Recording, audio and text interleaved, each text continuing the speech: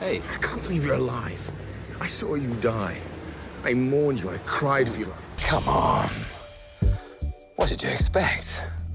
Welcome to the Heavy Spoilers Show. I'm your host Paul, aka the guy who touched himself and created a Nexus event. Episode 5 of Loki is now here, and we're almost in the endgame.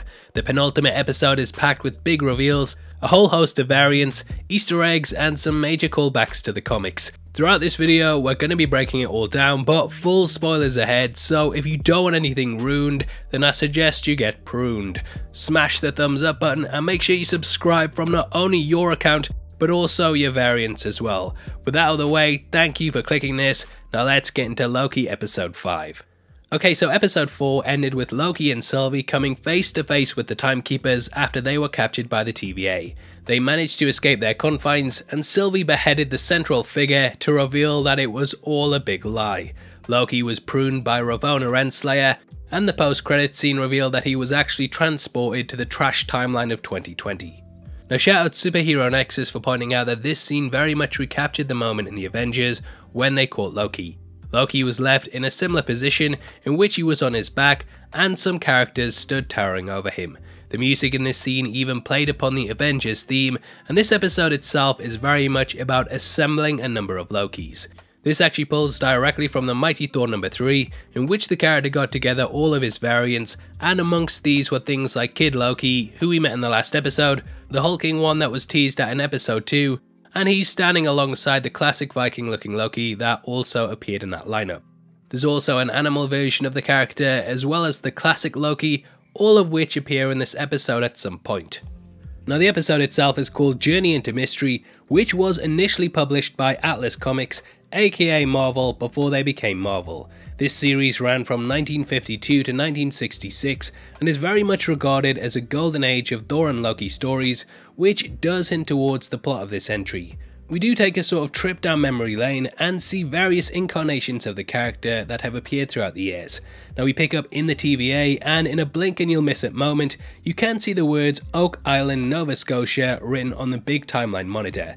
This likely ties back to the Oak Island mystery, which refers to apparent buried treasure at the island that holds great value. No one knows exactly what it is, but people have speculated it's things like the Ark of the Covenant to pirate treasure and even Shakespeare's manuscripts. The camera spins upside down, which is quite disorientating, and we warp from the main monitoring station to the golden elevator.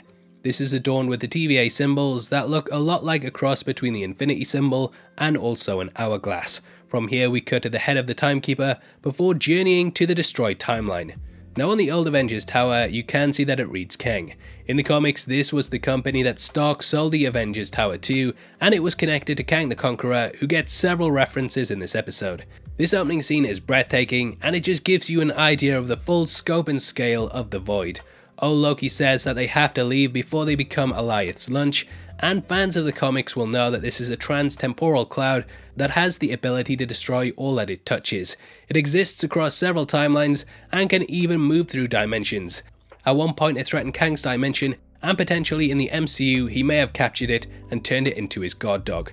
From here we cut to the titles and we join Sylvie questioning Renslayer in the Supreme Court, where the former escaped at the start of episode 4.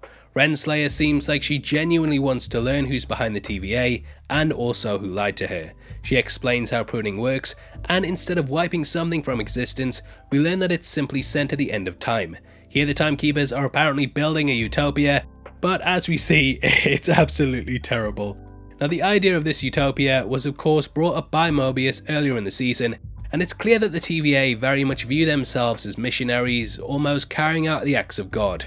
The entire TVA just seems like some big religious system in which its agents believe they'll be rewarded with paradise, and hell, even the first shot of Mobius was him in a church, so it all ties back to this theme. Now we cut back to the Void and we see what may or may not be the Mary Celeste. The ship was found abandoned with half-eaten food on the table, but absolutely no sign that there had been anything untoward. It too is one of the great mysteries, and it's lined up next to a UFO, which, if you believe stories about the Bermuda Triangle, are things that regularly abduct ships. The dialogue the Lokis have is hilarious, and amongst the Void we see weird animals that shouldn't exist and statuesque heads.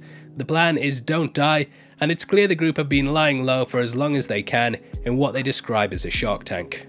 Now as for Kid Loki, his introduction in the comics actually ties heavily in with Lady Loki. I don't want to go over her origins again as I've done about 3 videos on them so far, but just to give you some context, she is what Loki became after the fall of Asgard. The souls of the Asgardians ended up inhabiting the bodies of certain people, and in this new form, Loki said she was going to be a force for good. However, that was a lie, and she ended up joining the Dark Avengers, which launched an attack on the newly formed Asgard. Loki wanted to rule over it, but as always, Thor won and he was killed. However, we learned that before this attack, Loki had manipulated Hela to strike his name out of the Book of Hell, which meant he could be reborn instead of dying. Hell with one L is of course the Nordic version of it, and Loki himself even name dropped it in the post-credit scene last week. He was reincarnated into a French boy named Sarur, who was a pickpocket in Paris. Thor found him, but he had no memory of who he was, and Sarur was terrified of this man chasing after him, saying, "You're my brother." However, Thor eventually caught him and learned from Sarur that he had dreams where he carried out horrible acts. Loki slowly started to accept that he was the villain, and Thor ended up restoring his identity, though he did remain in his kid body. From this point out, Thor acted a lot like a guardian, and he protected him from Odin, who was angry about the Asgard invasion, as well as Iron Man. Kid Loki eventually came face to face with his older self, and this spirit revealed that his life and death had all been part of the plan. He knew that he needed contingencies, and put this in place to ensure that he could be brought back. This pretty much created a loop, and the idea of loops is laid throughout the show and Loki's existence, most notably the version played by Richard E. Grant. Now this pulls from old Loki, who we've talked about in several videos so far. Again, I don't want to just be repeating myself, but this comic book accurate costume and the fact that he's an older variant lets us know that he's lived through a lot of things. Loki in the comics, and very much the MCU, has always been seen as a character that's a stepping stone which propels others to greatness. This was of course brought up in episode 1, and in Agent of Asgard, an older version of Loki manipulated his younger self into almost becoming a bigger and better version of the character. However, the Agent of Asgard version ended up leaving, and he went off to become a positive version of Loki. Now this idea of Lokis improving Lokis is very much laced throughout the show, as well as the message that you should learn to love yourself. Now there's also Croaky, little Crocodile, so bad. You know what, actually that's quite a good one. And boastful Loki, who carries around a hammer similar to Mjolnir. I thought last week that he might be worthy, but it looks homemade, and the character's name likely comes from him being a show-off. Kid Loki in this version killed Thor, showing why he's the leader. This is something that every single version of Loki has probably tried to do at some point, but the fact that he succeeded makes him the boss. We get another shot of the landscape and can catch Yellow Jacket's helmet, who you might remember was sucked into a strange void at the end of Ant-Man. It's hilarious if he ended up here, and this entire episode just feels like one big Easter egg hunt. We can also catch a missile, which may be the one that Hank Pym disarmed in the film alongside the Thanos copter, which, I'm gonna be honest, yeah, is my favourite Easter egg in a Marvel property ever. Before he was collecting Infinity Stones, Thanos was a menace to the sky, and it's hilarious seeing this goofy thing amongst the wreckage. Now the group hide in a subterranean base, and we catch Throg, aka the frog version of Thor, trapped inside a jar. This also has T365 written on it, which is a nod to Thor the Mighty 365, which was the first full appearance of the character. We see their little hideout, and this has some cool little details hidden away in it. Now in the corner we can catch a Polyibus arcade cabinet. In case you haven't heard of these, there's a weird conspiracy theory surrounding them, and a lot of questions over whether they actually existed or not. Similar to the DB Cooper mystery, the show is pulling from real life things in order to sort of poke fun at some of our unsolved mysteries and urban legends. According to the internet, these game boxes were capable of mass hypnosis and mind control, but there's no record of them actually ever existing. However, online people claim to have played them, and according to eyewitness accounts, they were taken away by mysterious men in black. It's appeared as a joke in a lot of things, including The Simpsons, and I'm glad that it's shown up here, as it shows it's all connected. Now back at the TVA, we see Sylvie and Renslayer going through the timeline with Miss Minute. I have been saying that the latter might be the big bad behind it all, but after her appearance here, I feel like an idiot, and I'm taking the L. I did get mentioned in Men's Health for that though, which is ironic, as I've been sick all week, eh? Having that. Nah, shout out to the middleman who wrote that joke on one of my vids, and congrats mate, you're much funnier than I'll ever be, and I'm stealing your jokes. Now they realise that the answers they seek are past the void itself, and say that they'll find the man behind the curtain, which is a nod to the Wizard of Oz, in which the real wizard was simply hid behind one. Before Sylvie can enact her plan, the TVA security arrive, but she self-prunes instead of handing herself over. Back at the Void, boastful Loki brags that he bagged the Infinity Stones and defeated Iron Man and Cap, which is a lie. The alligator snarls at him, and we learn that its Nexus event was eating the wrong neighbour's cat. We can also see a box of Roxy wine, which likely calls back to the Roxcart disaster, and also the company Roxcon from the Marvel Comics. Over a burned out campfire of bowling pins, they share their war stories, and we hear from old Loki exactly what happened to him. He says that during the events of Infinity War, he faked his death instead of attacking Thanos, and it's something that we've long theorized at the channel. He divulges that he cast himself out and ended up living as a hermit on a solitude planet. However, his love for his brother is what got him caught, and he talks about how Lokis all have one part to play. This is a callback to Agent of Asgard, in which the Elder version said that upon completing his goals, that the All-Mother revealed to him that it had been a ruse, and that Loki could never be a hero. Instead, he was just a pawn to make others improve, and this sent him off on a much worse path. Loki says that he's gonna kill Goliath, and that he needs all the help he can get, but they burst out laughing like everyone does when I say croaky. Hey, croaky, it is a good one. Now upon exiting, Loki comes face to face with Boat Loki, and several other versions of the character, including my man on the top right, who looks exactly like the one that we saw in episode 2. Now as for what happens in Boat Loki, we've actually done a full plot breakdown of the entire story. If you're someone who doesn't like politics in comic books, then it might not be for you, and it took a lot of shots at the 2016 US presidential election. I wouldn't really say that it took a side, and it pretty much came to the conclusion that both sides lied so much that someone who actually admitted to lying like Loki was a breath of fresh air. His campaign actually ran on the idea that he would be constantly lying, but that people tended to vote for the lies that they wanted to hear. His slogan was even "Believe," with the word lie highlighted, showing what kind of leader that he wanted to be. After a debate was attacked by Hydra, Loki stepped in and saved the day.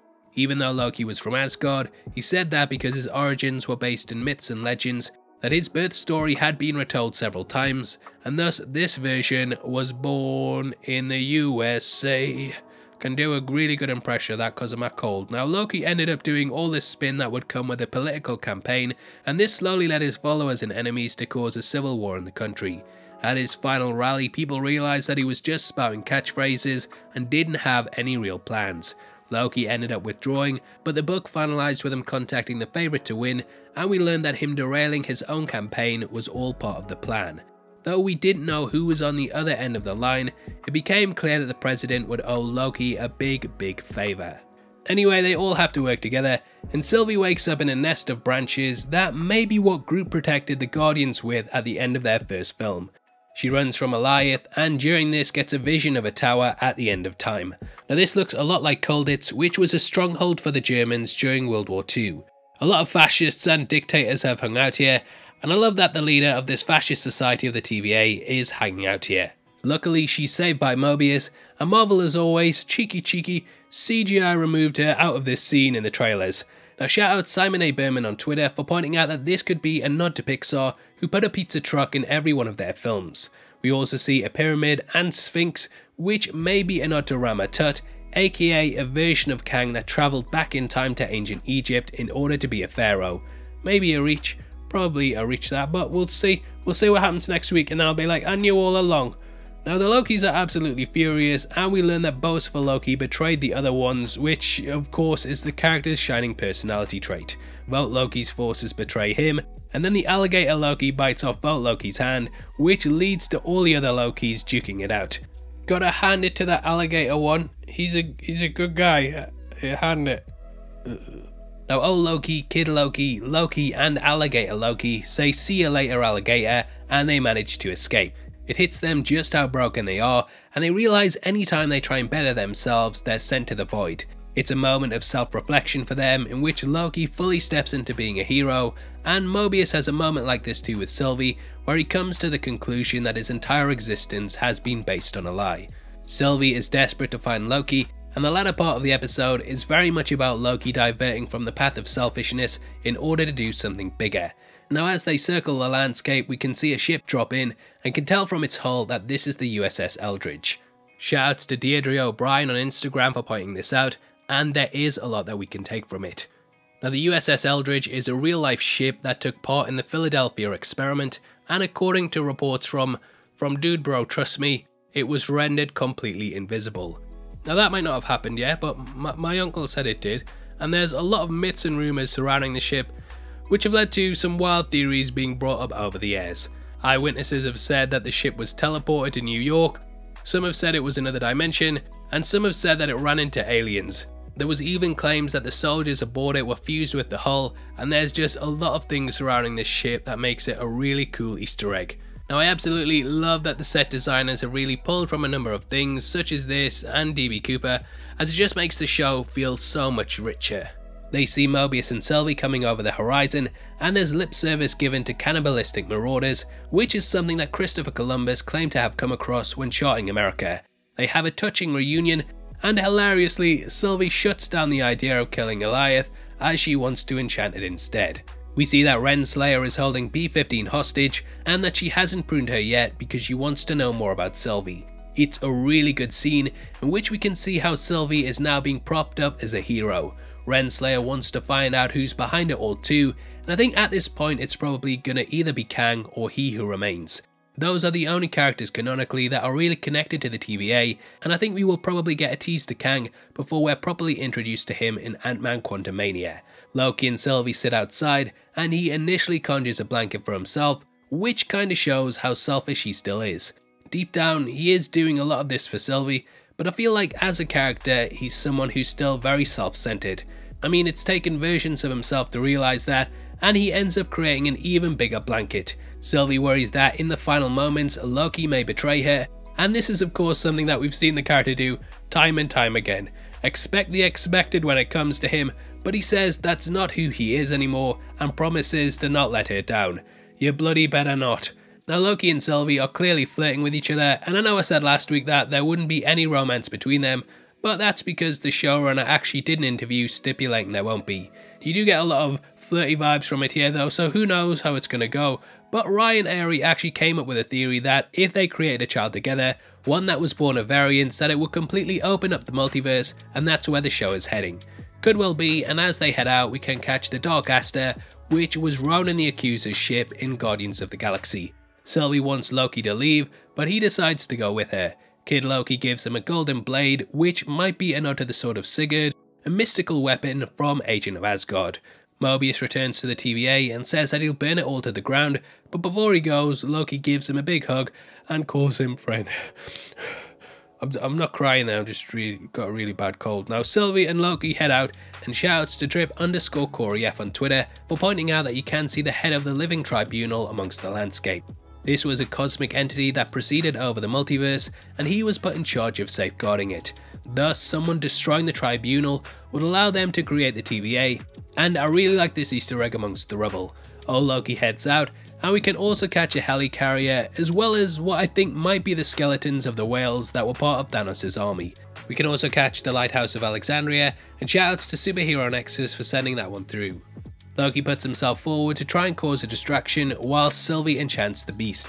However, it doesn't really work, but when all hope is lost, old Loki manifests a giant version of Asgard to distract Goliath, and this makes Loki see that they're stronger than they realise. Sylvie holds Loki's hand, and together the pair enchant it. Loki has been unable to do this thus far, but together with their strength combined, they reach inside. Sadly, old Loki dies after sacrificing himself, which in some ways feels like a full completion of his character arc, as he of course refused to do it when it came to Thanos. He screams glorious purpose and is killed, but it buys Loki and Sylvie enough time to enchant the beast. After parting the clouds, much like how Moses parted the Red Sea, a giant mansion and tower can be seen adrift in space. Now, we know that this is indeed a rock, and I'm kind of leaning a lot into the He Who Remains theory due to what we know of the comics. In those, He Who Remains actually created the Timekeepers at the end of time, and he sat there waiting for the next universal cycle to begin. I think just due to what we learned in the episode that he's a likely candidate. However, looking at the bigger MCU, namely the casting of Jonathan Majors as Kang, they could be heading into that direction too. There are a lot of Easter eggs and points towards him in this episode, And yeah, it just makes a lot of sense. Renslayer was also his girlfriend in the comics, so potentially she'll come across him and then realise, you know what, I like being part of the TVA, I like being in line with this guy, and that would kind of line up a lot with the comics. Now as for my thoughts on the series so far, as I'm sure you can guess, I'm really enjoying it, and I think the show has managed to capture the zany idea of the multiverse really well. It's giving us a lot of clues for what's going to be happening in the MCU going forward, and I just love how there's the possibility that anything could really happen. I think that it's great that a show called Loki has so many different versions of Loki, and at the core it's clear that this entire thing is about the villain very much learning to love himself. Loki is one of the characters that's gone through so many different arcs, and he's someone who just can't seem to push past accepting himself for who he truly is until it's too late. I love the idea of all these versions and variants coming together to truly show what it means to be a Loki, and Loki is very much using himself to propel himself forward into being a hero. I think that's what's at the core of this show, and it's already got me really engaged. I'm very hyped for the finale. Really enjoyed it, but I know from the comments that there are people out there who aren't enjoying it as much. But for me, I just love when things examine all iterations of a character from a top level view to show us what it truly means to be them. So yeah, it's going to be interesting to see what happens, and I will of course be back for the finale next week. It's going to be bittersweet watching it all wrap up, and before I forget, thank you everyone for your support in getting my videos trending each week on YouTube. I'm really ill at the moment, but pushing through this, and I must say that the support makes it a lot easier, so I love you 3000. Now obviously I'd love to hear your thoughts on the episode, so make sure you comment below and let me know. As a thank you for interacting with the video, you'll be entered into a prize draw on the 30th of July, in which we randomly pick 3 comments to win an MCU box set of your choice. All you have to do to be on the chance of winning is like the video, make sure you subscribe with notifications on, and drop a comment below with your thoughts on the episode. If you want something else to watch, then make sure you check out our videos linked on screen right now, which will be the perfect thing to follow up this, I swear. Now with that out of the way, thank you for sitting through the video, I've been Paul, and I'll see you next time. Take care, peace.